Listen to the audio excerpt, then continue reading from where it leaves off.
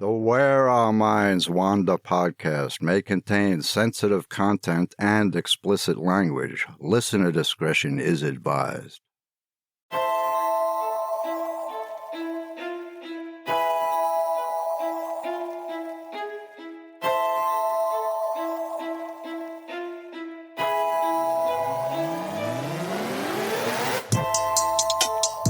Greetings, fellow wanderers, to the places our minds wander. Where strange lights speed beyond reason across a clear night sky. The house at the end of the road where disembodied voices whisper and strange noises make the living shiver. Lurking shadows hiding on the edge of the woods just outside your back door. Odd, true events throughout time that lead you down the rabbit hole. I'm Wes. And I'm Beth. And this is Where Our Minds Wander.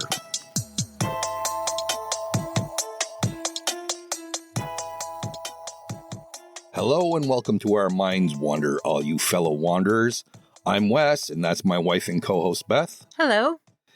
You know, we want to thank each and every one of you wanderers out there for supporting our show since we've started. It's really helped us out a lot.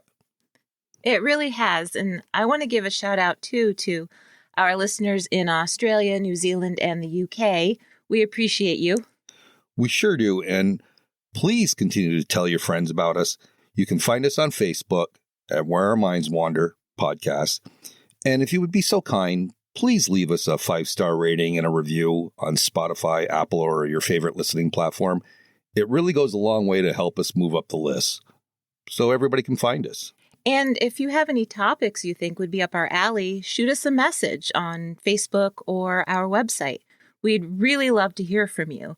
Our website is whereourmindswander.com. Yes, so with that said, I'm pretty excited to get into tonight's show. So where did your mind wander this week, Beth? I'm so excited about my topic tonight because it's a mystery, which is one of my favorite things to talk about, and it's a haunting, followed by another mystery. Well, I can tell you're really excited by the tone of your voice. I am. And I love a good mystery also. Joseph W. Walker, an employee of the Baltimore Sun newspaper, was on his way to a polling house on October 3rd, a rainy election day in 1849. As Walker approached Gunners Hall, one of the polling stations, he noticed a man in the gutter. The man, dressed in shabby clothes, later proven to not even belong to him, was semi-conscious, unable to move, and delirious. Walker asked the man if he knew anyone in Baltimore that he could contact for help, and the man asked for Joseph E. Snodgrass, a magazine editor. Concerned, Walker wrote a quick note to Snodgrass, and the ill man in the gutter was taken to the hospital. 4 days later, the man died, not ever having regained consciousness. Gripped with hallucinations up until his last moment, the man continuously called out a single name, Reynolds. The man was none other than the master of the Raven himself, Edgar Allan Poe. No way. Mm-hmm. Almost everything about Poe's death is a mystery, including why he was even in Baltimore, why he was wearing someone else's clothes, and who was the mysterious Reynolds. Oh, this is going to be good. Almost a week earlier, on September 27th, Poe had left Richmond, Virginia, on his way to Philadelphia for a job editing some poems written by someone else. But he never made it there, stopping inexplicably in Baltimore. He was due back to New York for a wedding, but he never made it, staying in Baltimore until his demise. Although his official cause of death was swelling of the brain, no one knows for sure what caused it. It's no secret that Poe had a lifelong battle with alcohol. It was said that just one glass of wine would intoxicate him to the point of full drunkenness, an issue that his sister had too, and it was considered a hereditary trait of some kind. Poe had recently joined a temperance league, but historians wonder if he had somehow fallen off the wagon and died from alcohol poisoning. It's certainly possible, but doesn't explain why he stopped in Baltimore or why he was found in someone else's clothes. Another theory is that Poe suffered from a brain tumor, possibly for many years, which might explain the adverse effect alcohol had on him. Poe was initially buried in an unmarked grave in Baltimore, but 26 years later, his body was exhumed in order to be moved to a different spot where a statue was erected in his honor. There's an interesting story that when his body was exhumed, it was in pretty rough shape, but that a mass was found inside his skull. Initially believed to be his brain, which it was not, it was later speculated to be a calcified brain tumor. Of course, there's no way to really prove this unless the object was saved and analyzed. But a brain tumor could explain his impromptu decision to stop in Baltimore. After all, he did live there from 1831 to 1835. But again, it doesn't explain his secondhand clothes. Well, this, from what I know so far, somewhat explains some of the theory to me.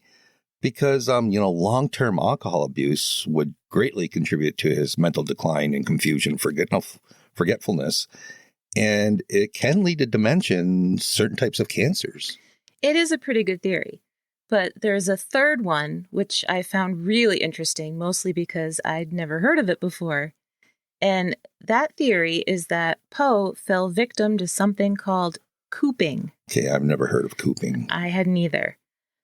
Cooping was a form of voter fraud where men would go out on the streets, tell people to vote a certain way, and their reward would be alcohol. If this had happened to Poe, it might explain why he was found outside a polling station. And if he was voting over and over, it might explain why he was in someone else's clothes. The men making him vote had him change each time so he wouldn't be recognized. Well, that seems reasonable. And I guess if one drink caused him to be intoxicated, they could have manipulated him into changing his clothes over and over. I mean, I don't know, because the theory relies on the belief that Poe was voluntarily drinking, which doesn't quite jive with his Temperance League membership. But now to Reynolds, and who was Reynolds? No one has been able to figure that one out either, but there are a couple possibilities. Poe's novel, The Narrative of Arthur Gordon Pym of Nantucket, may have been based on the life of Jeremiah N. Reynolds, a newspaper editor and explorer. It's no secret that writers often base their stories on true events, and Poe, of course, was no exception. He drew heavily from accounts he read in newspapers. For example, he once said his poem Berenice, about a man who digs up his dead wife for her teeth, was based on an article he'd read about dentures being made from real human teeth taken from cadavers. Now that I have heard of. So Poe may have been referring to Jeremiah Reynolds, but of course the question then is, why? It's a mystery. Another possibility is Henry R. Reynolds, which just happened to be the name of one of the judges overseeing the Fourth Ward polls at Ryan's Tavern. Gunner's Hall, where Poe was found, was part of the Fourth Ward. But other than those two men having the surname Reynolds, there aren't any substantial connections. At first, when I was looking into the story, I was really perplexed as to why Poe would stop in Baltimore. But once I dug a little deeper and realized that he had lived there for several years prior, it didn't seem like such a weird thing to me anymore for him to stop off in a city that he'd once lived in. Yeah, that would make sense. I would do that. Right. If it was on the way, I might stop for a few hours. Why wouldn't you? See what's changed, see what's going on, yeah. The timing was weird, though, since he had a job waiting for him in Philly and a wedding waiting for him in New York. But maybe his intention was just to stay for a few hours. But when you look at a man like Poe, his body of work and all the places he lived, and his mysterious death, you would expect at least one of his homes to be haunted. But get this, there isn't just one place that claims Poe's ghost or specters of his family travels the halls, but upwards of 7 places. Well, who wouldn't want to say that there are places haunted by Poe? Well, of course, he was the master of the macabre, and he was a tragic figure himself. Exactly. So there are 2 in Baltimore alone. The first is the home he lived in with his aunt, grandmother, and 2 cousins. His grandmother, Elizabeth, died in the home, which is now a museum. The exhibit includes his portable writing desk, chair, telescope, and china and glassware. Many visitors to the museum claim to feel a heaviness and that they've seen a portly woman throughout the house. Well, that's a nice way of putting it. It's better than stout, I guess. Portly. Portly. I do like that word. Portly. You won't be using it to describe anyone who lives in your house. The portly woman, though, is believed to be Elizabeth. Other reports say that people have felt tapping on their shoulders, heard muttering voices, and seen lights moving from room to room when no one is in them. The specter of Poe himself has been seen, perhaps tied to the objects that belong to him that are housed in the museum, and it might explain some of the strange things being felt and heard. But most often, his ghost is seen walking from the museum to the Horse You Came In On saloon. Oh my God, that's brilliant. I love it. I know. It's commonly called just the Horse. When Poe was drinking, his favorite reported spirit was cognac, which it's really according to legend, and I'll talk more about that later. And one of his favorite establishments was the 200-plus-year-old The Horse. The staff would leave a glass on the bar for him for years after his death and claim that it would be emptied sometime during the night. Now, I would guess that it was emptied by thirsty patrons, but I suppose it depends on whether the glass was left out during business hours or after. Perhaps it just evaporated. Perhaps. A little dust floating in the top of it. But we have to be careful because they also claim you should not question whether or not Poe's ghost is there, because if you do, your bar stool will inexplicably be pulled out from under you. Since they no longer serve cognac at the Horse, a few glasses have been thrown to the floor, which of course is blamed on Poe.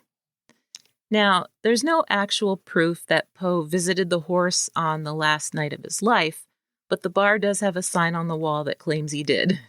Well, I can imagine it helps with the mystique of the place. Yeah. Helps bring patrons in. For sure. So there's another little mystery attached to Poe, and this one involves his gravesite. So every year from 1949 to 2009, an unidentified man would visit Poe's grave in Baltimore on Poe's birthday between midnight and 6 a.m. The unknown man would be dressed in all black with a white scarf and a big hat. Every year, this man, who came to be known as the Poe Toaster, would leave a bottle of cognac and 3 red roses for 50 years. That's a long time. Now, I can imagine how expensive that got. Mm-hmm. And nobody knew who the man was or why he brought cognac.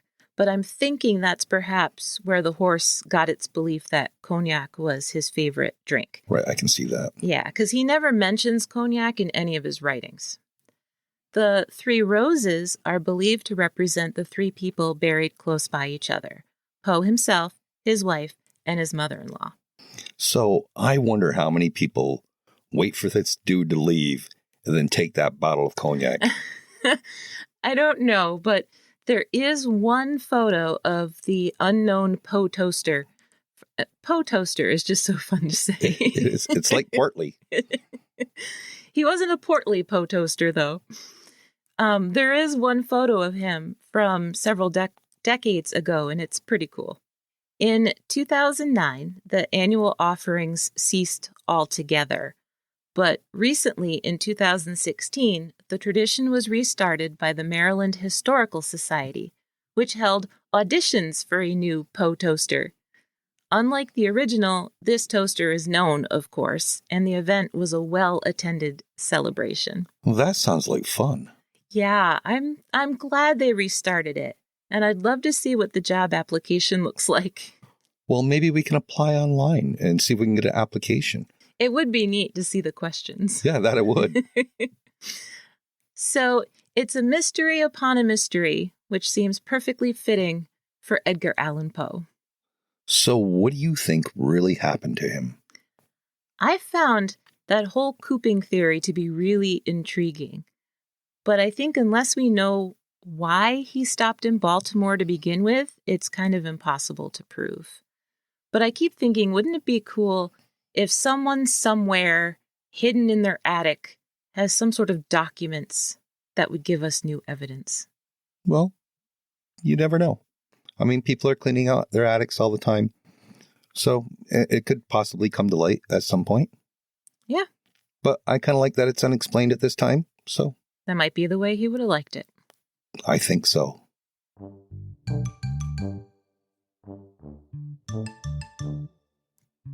Hey, did you know? A butt is a real unit of measurement for a cask of wine. A buttload is about 108 imperial gallons. A beard second is used when talking about light years.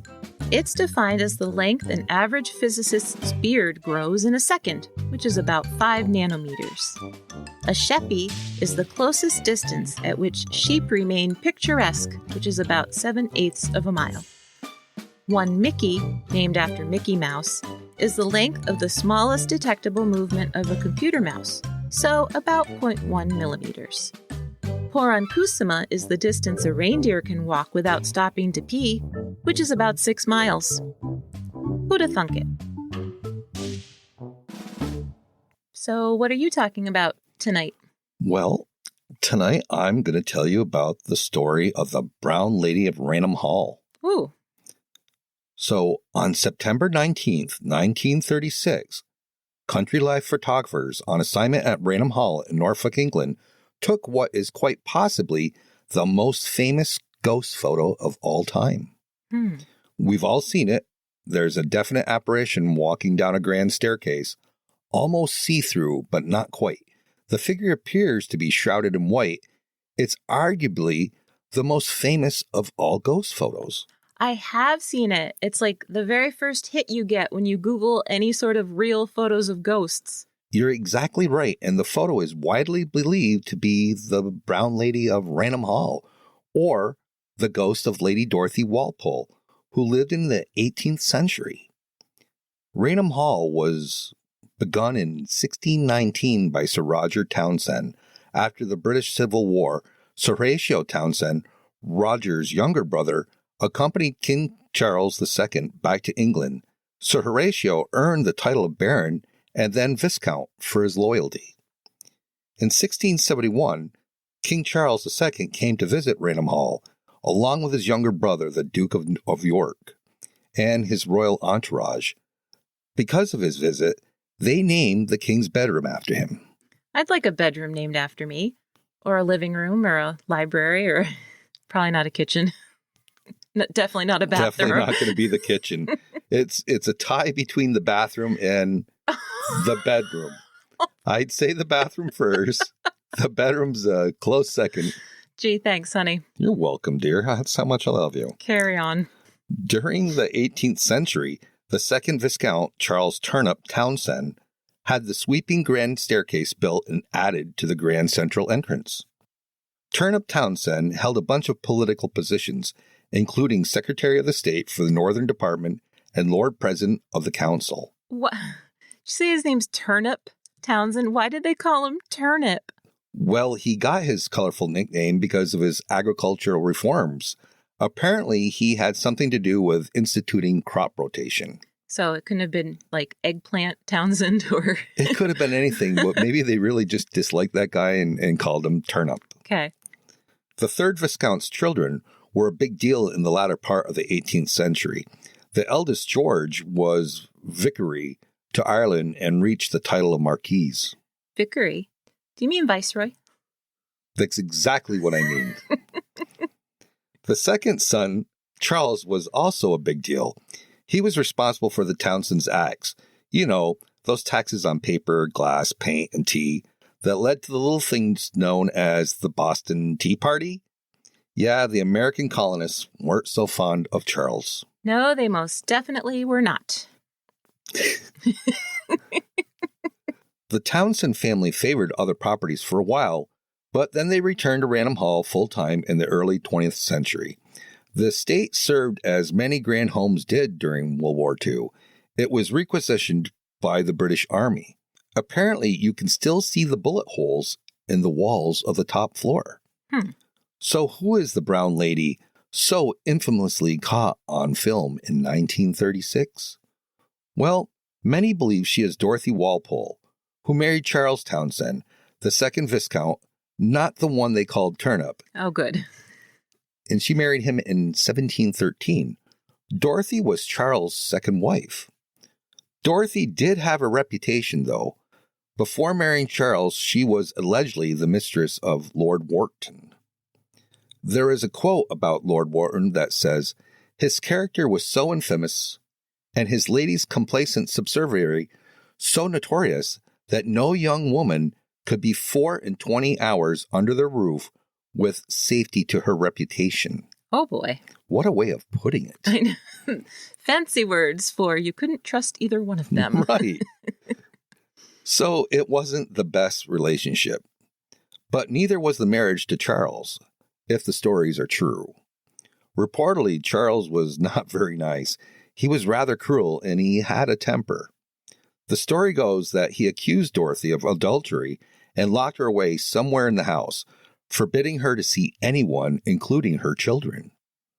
Dorothy passed away in 1725 or 1726, and a funeral was held. But many believe that her funeral was a fake, that she actually lived for many years longer as a prisoner in her own home.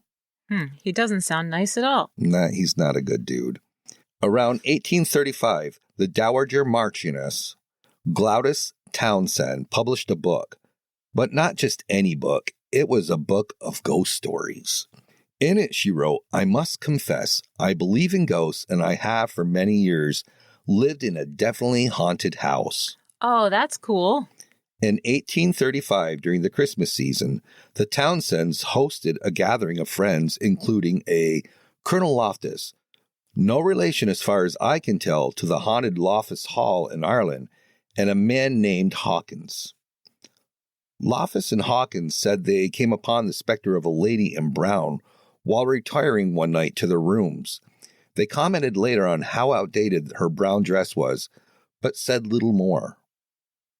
The following night, Loftus claimed that he had seen the lady in brown again, only this time, he said, she had hollow eye sockets and a glowing face.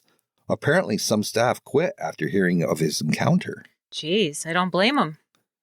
The next sighting occurred the following year in 1836. Captain Frederick Marryat, who was the author of some novels set out at sea, was staying at Raynham Hall. Marryat was a friend of Charles Dickens, which I guess doesn't really matter, but it's a cool name drop. Anyway, Marryat actually requested to stay in the reportedly haunted room of the house, saying he wanted to test a theory. His theory was that local smugglers were perpetuating the story in order to keep the people away from the area. So I'm not sure if he heard the story of the lady in brown from Dickens or from the locals or what. I'm not even sure what his connection to the Townshend was, but regardless, he stayed at the house in the haunted room. But he thought that it was real people, that it was smugglers that were he did. Telling stories to keep people away. Okay. Almost 60 years later, Marryat's daughter, Florence, wrote about her father's experience. She said that he was in the room where the portrait of the apparition hung, and where she had been seen on numerous occasions, and that Marryat slept for 2 days with a revolver under his pillow. How would that protect him from a ghost? Well, he wasn't thinking it was a ghost. True. Anyway, on the third night, he had been dressed just down to his shirt and trousers, which, I guess back then was pretty racy. So at that time, 2 young men staying at the other end of the hall knocked on his door and asked him to come take a look at a new gun that had just arrived from London. Since it was late, Marryat assumed everyone else was in bed, so he headed down the corridor with them in just his shirt and trousers and the revolver from under his pillow. He really took this smuggler theory pretty seriously. Yeah, the 3 men were joking that night that they might need protection from the brown lady. So it's kind of funny that he brought his gun with him. Marryat checked out the new weapon, and then the 2 men offered to accompany him back to his room, again in case the brown lady made an appearance. Marriott's daughter said, quote, "The corridor was long and dark, for the lights had been extinguished, but as they reached the middle of it, they saw the glimmer of a lamp coming towards them from the other end." End quote. But she's telling this story, 60 years later, right? That's correct. But it does sound creepy. It is creepy. The men assumed that it was one of the female guests on her way to the bathroom or the nursery. And since Marriott was in a state of undress, he opened one of the hallway doors and slipped inside, followed by the other two guys. Each of the rooms had double sets of doors, so it was kind of like they were in a vestibule of a bedroom, but not really in a bedroom because there was another set of doors. Okay. Kind of reminds me of Scooby-Doo with them running down the hallway. Florence said, quote, "I have heard him describe how he watched her approaching nearer and nearer through the chink of the door until as she was close enough for him to distinguish the colors and the style of her costume, he recognized the figure as the facsimile of the portrait of the brown lady. He had his finger on the trigger of his revolver and was about to demand it to stop and gave the reason for its presence there, when the figure halted of its own accord before the door behind which he stood, and holding the lighted lamp she carried to her features, grinned in a malicious and diabolical manner at him." End quote. Yikes. Marriott drew his gun and shot the apparition point blank in the face. Oh my gosh. The lady in brown simply poofed away. The bullet went straight through the door on the opposite side of the hallway, lodging into a panel of the inner door. Oh my gosh. He's so lucky he didn't kill anybody. Florence said that her father never again attempted to interfere with the brown lady of Raynham. And I bet he was never invited back. I guess he was wrong with that whole smuggler's theory. I would say so too. The apparition was seen again in 1926 when one of Gladys Townsend's sons, named George, and a friend swore they saw her on a staircase. They said the spirit looked exactly like the portrait of Dorothy. They weren't frightened, just puzzled because they could see the stairs right through her. And I'm sure they didn't have guns that they were shooting off into doorways. I bet they didn't. There were other reported sightings, of course, especially throughout the 1800s and early 1900s, but I'll take us to 1936 and the infamous Country Life photograph. The photographers were there to do a piece on the grand homes of England, not a story on hauntings. And of course, one could assume that they might have heard stories about Raynham Hall, but whether they did or did not, it doesn't really matter. On September 19th, photographer Captain Hulbert C. Provan and his assistant Indra Shira were pretty much done taking photos for the day at Raynham Hall. Their last shot was one of the grand staircase. They took their photo and were in the process of setting up for a second one when Shira saw a vapory form gradually assuming the appearance of a woman and moving down the stairs towards them. Shira gave a shout, and just in the nick of time, they were able to take their second photo. Imagine their surprise or delight when they developed the photo and saw that they had caught the apparition on film. Country Life published an article about the ghostly experience in the December 26, 1936 edition, along with a photograph that would become the most famous of all ghost photographs. Life magazine reprinted a version of the story and the photo in their January 4th, 1937 edition. I'm pretty sure some of you have seen this photograph. You know, if you've ever gone on and Googled real ghost photographs, I'm sure it's come up for you. And it's pretty creepy and intriguing. You can see stairs right through the white figure descending them. She appears to be almost in some sort of hooded robe. She most definitely does not look like a lady in brown dress from the 1700s, however. And therein lies the problem, I guess, and why skeptics have to tear apart the photo. Although I have to say, some of their more rational explanations do make sense. Although I hate to admit that. Most critics say that the image is simply a double exposure, and that if you look closely, you can see the two banisters. But I have to admit, when I look at the photo, I focus solely on the figure. But if you look to the left, there is some funky stuff going on, like a double banister and what looks like a frame painting of some kind floating on the stairs as well. Yeah, there is a little bit of funkiness going on. So, that's fine and all, but that still doesn't explain who the figure is. Critics have an explanation for that too. You can see some interesting comparison photos on a generic Virgin Mary statue next to the lady in brown photo. And there are some striking similarities, but that would mean that either Shira or Proven faked the photo. But why would they do that? Well, good question. They already worked for a prestigious magazine, so would they want their notoriety of being the photographer and assistant who caught a ghost on film? Would they want that? Or the only thing I could find a little suspicious is that the particular issue of Country Life magazine that ran the photo came out the day after Christmas. And Christmas was when one of the earliest sightings also happened back in 1835. And Christmas just happens to be when people in European countries in the U.S. traditionally told ghost stories.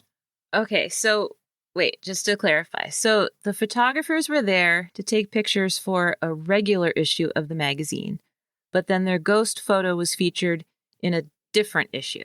Yeah, as far as I can tell. Okay, and that different issue was right after Christmas when people used to tell ghost stories and stuff. Correct. Okay. I tried really hard to find that specific issue in any archives. I could purchase it, on eBay for like $50, but I couldn't actually read any of it anywhere. However, it appears that the issue was about haunted places in England, from what I could tell. Okay. So did Shira and Proven just want the best articles of the bunch? Did they fake the photo? Or were the two men just doing their thing and they just happened to be in the right place at the right time? I want to think they were at the right place at the right time. What do you think? I would like to think that too. But it is a little suspicious when you see, compared to the Virgin Mary. Yes. And then when you can see the banister, the way they are. I do think that when most people look at that photo, they focus on that figure in the middle of the stairs and they don't look off to the side, because when you do, it is kind of funky on the side there. Yeah. If you have the tunnel vision and you're looking just at the apparition, which most people I think would, they'd look at it and think, wow, that's spectacular. It's creepy. But then when you really take the time and sit back and look at it, I mean, it does kind of look iffy. Nope. But I'm going to pretend that we still don't know. Yeah. But I do like telling of the ghost stories at Christmas time. I think that's a perfect blend. It's such a cool tradition. I don't know why we stopped doing that. I don't know why either. It's pretty cool. Well, perhaps it'll make a comeback. In our house, at least. Well, I think that about wraps it up for this episode. Yeah, and as always, you can check our sources out to find where we got our information from and read more about it if you would like to. And we will see all of you wanderers next week. Yeah, we'll see you soon.